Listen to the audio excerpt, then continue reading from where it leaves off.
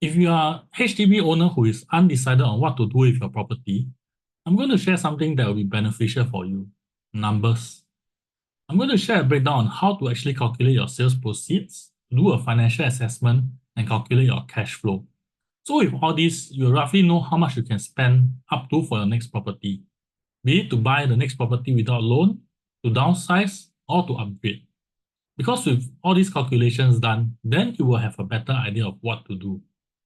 Hello, SK from PropNext here. So I have been doing a lot of door knocking recently, and the number one concern I get from almost all the owners is the same. What can I do after I sell?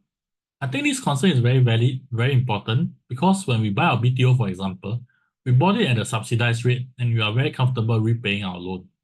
But the thing is this, most of us are in our 30s or early 40s.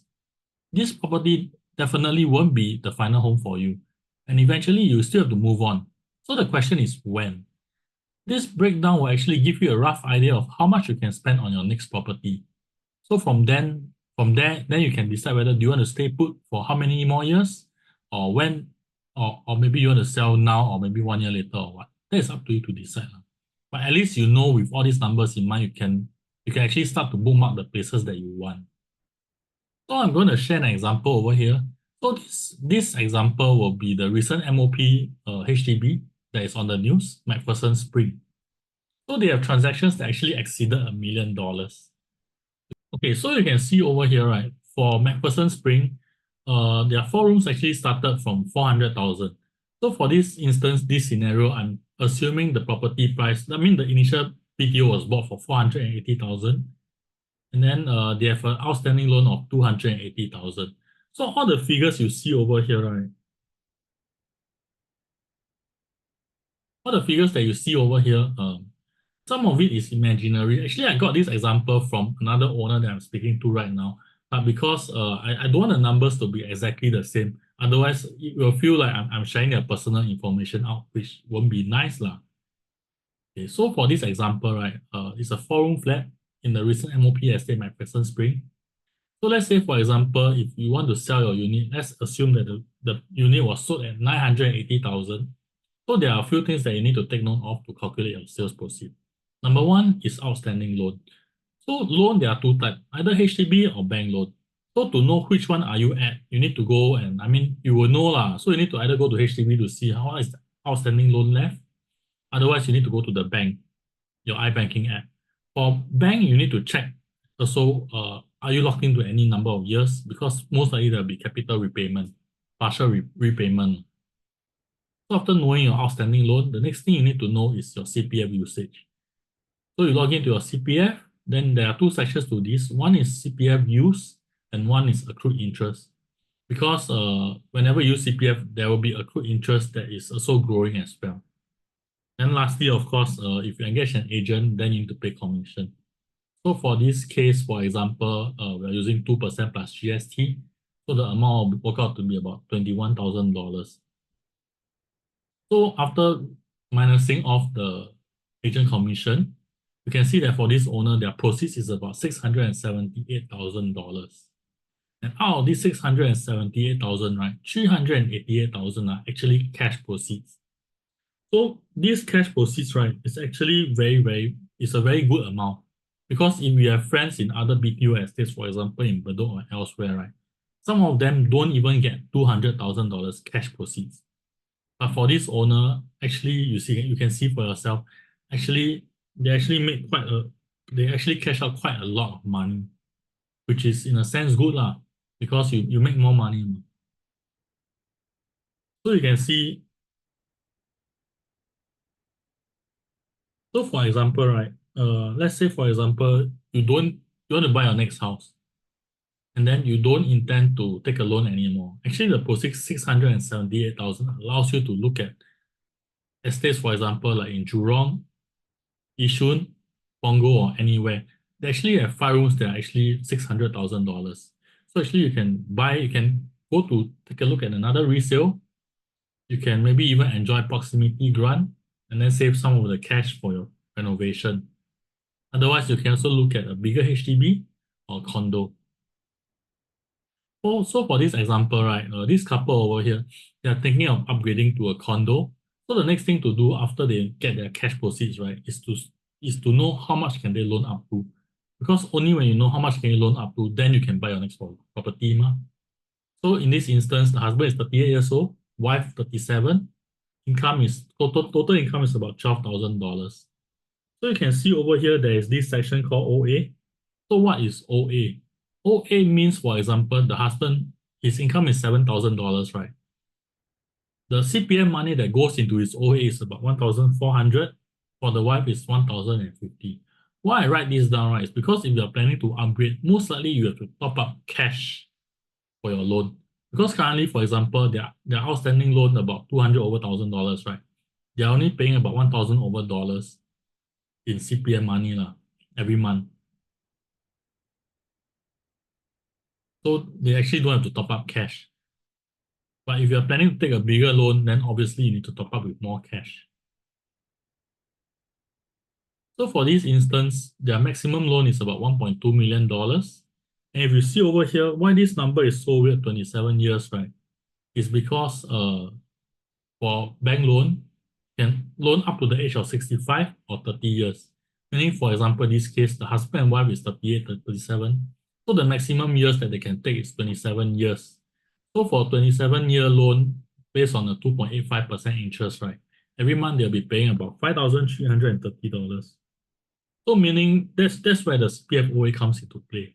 Because after minusing off the CPF, actually they have to top up about $2,800 of cash every month. So is $2,800 something that you can afford? That is the next question that everybody will be thinking of lah. So for some people, they actually monitor their expense. So the next section will be very easy for them. But for people who don't, you'll be stuck and you'll never think of upgrading because you'll be so comfortable staying in your own HDB, letting your CPF pay off for the loan. So that's why I had created this chart for you to visualize. So for example, to know how much you have to pay every month, right? The first thing you have to know is the cash in. So for example, the total income $12,000 because you have 20% of it goes into CPF. So in this instance, every month they get about $9,600 of cash to spend. So if you buy a condo, you have to pay condo maintenance. You no longer need to pay for car park fees or town council. So for HDB, car park is about 110, town council is about $65. So it's about almost double of the current HDB like you're buying a condo. But in return, you get to enjoy the facilities as well, such as gym, swimming pool, etc. So if you're also paying for gym membership, then you save on this gym membership. So there's another thing called insurance. If you are taking a bank loan, they will force you to take insurance, buy insurance minimally. So for me, I'll put about $20 every month on insurance. Then the rest of the expenses is, of course, for you to fill in. For my example, the owner is driving a car, so he took a car loan every month about $1,000.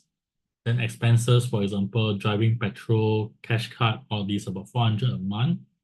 Groceries 500, dining out $1,000. Then if they're feeling extravagant, then probably they pay about $1,000 to insurance every month. And of course, you have to include things like utilities, Wi-Fi, phone bill, your kids' tuition and recreation about $1,000. So for this example, they have a surplus about close to $4,000. So if you look back, right, actually $4,000 every month I pay 2,008. Actually, I am still comfortable to pay. But of course, sometimes we don't want to pay the full amount. So I'm thinking, for example, I only want to pay 1,500 to my mortgage every month. Because what if the interest increase, then how? So you have to buffer lah. So for this instance, I only want to pay about $1,500 in cash to top up 1,500, for example.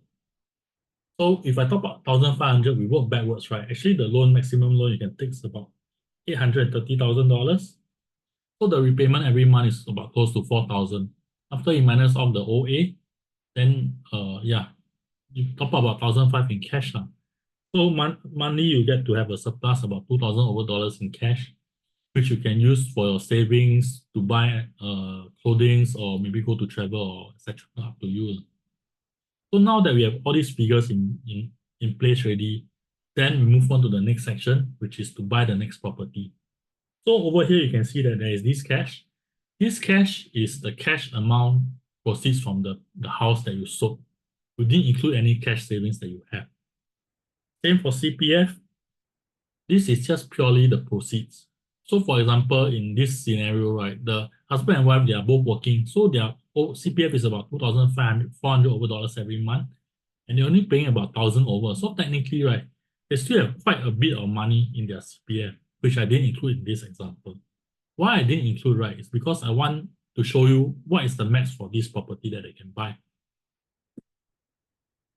And that this additional CPF can be used as a reserve in any case. For example, the husband or the wife decided not to work, or maybe they got retrenched and they need to look for another job. This CPF reserve can actually hold you for actually 6 months to at least about 6 months to 2 years for you to do anything that you need to do. Now, of course, now we mentioned the loan is 130,000. So after working backwards, you can see that the maximum property price is about 1.44 million. It is not 1.5 million because when you buy the next property, you actually need to pay for buyer stamp and lawyer fee and all those kind of miscellaneous fee.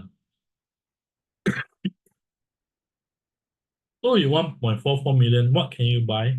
You can actually now go to Property Guru. So for example, I want to buy somewhere near my house. But of course, I need to do a further filter. For example, I want to buy a condo. I want it to be minimum 3-bedroom. I filter by my price, 144,000. So results. Actually, see, there's only 2 condos that can buy around my area. For example, Property Guru, they have this function where you can actually zoom in and zoom out. So I'm currently staying in Bidadari. So if I don't want to buy a condo around my area, I can actually zoom out and go to other areas.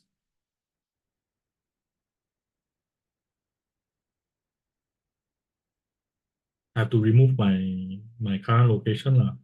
And from there, I just play around with the map again. I can see some of the properties in other areas already. Like for example, Kensington Square, Prestige Point, Central View, etc. Of course, if you have any other requirements, like for example, I think this unit is ridiculous because it's 3-bedroom and only 1 bath. Definitely not enough for me. So you can do another filter, for example, by size or by rooms or by anything. And from there, you'll be able to see more options out there for you already. If you don't know where you want to buy. So if you know particularly where you want to buy, then you know that, for example, if you want to buy a 3-bedroom in Potong Pasir, 1.44 million is definitely out of the way. Then maybe I decided not to sell anymore. But then you'll forever be stuck. So the next thing you want to ask yourself is, what should I do? Should I move to somewhere else, for example, in Punggol? Or do I want to buy a bigger HDB, older lease? Or do I want to ballot for a new BTO? Or anything like that.